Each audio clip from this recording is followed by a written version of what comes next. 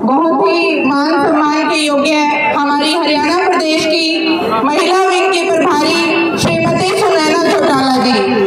एक बात मैं इनके बारे में जरूर कहना चाहूंगी, महिला होते हुए दिन रात कड़ी मेहनत करके हरियाणा प्रदेश के कोने कोने में जाके अपने इंडियन नेशनल लोकदल परिवार को एकजुट करने में लगी। एक बार जोरदार तालियों से आप इनका स्वागत जरूर कीजिए।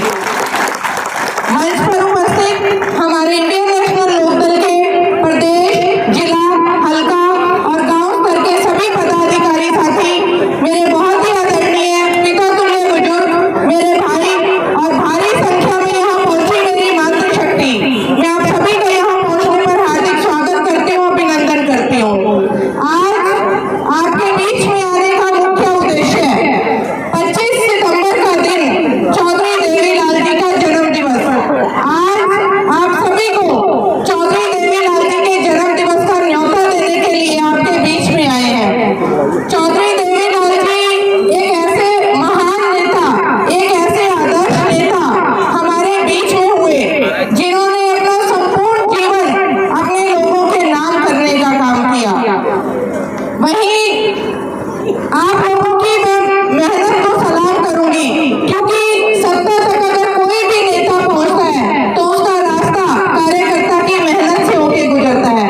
आप लोगों ने मेहनत की, चौधरी देवीलाल जी का साथ दिया और उन्हें देश के प्रधानमंत्री की कुर्सी तक पहुंचाने का काम किया और उस कुर्सी पर पहुंच के उन्होंने अपने लोगों के लिए ऐसे कार्य किए, ऐसी जन कल्याण की नीतियां हमारे बीच में लागू की।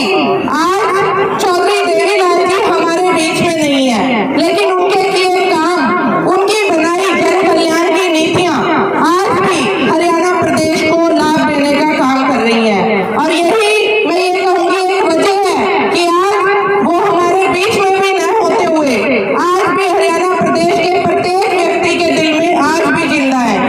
उनकी बनाई जन कल्याण की नीतियों में मैं ये कहूंगी, महिलाओं को अगर किसी ने मान सम्मान दिया तो उस पार्टी का नाम इंडियन नेशनल लोकदल है, ताऊ देवीलाल जी है।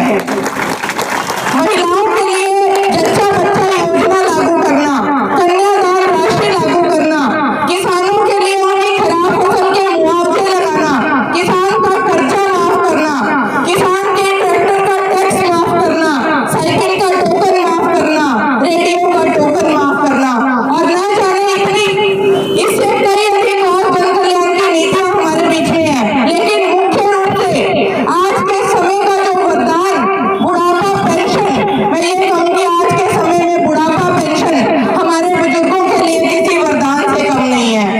आज भी हमारे बुजुर्ग जिस समय बुढ़ापा पेंशन लेके अपने घरों की तरफ आते हैं तो चौधरी देवीलाल जी का धन्यवाद करते नहीं थकते।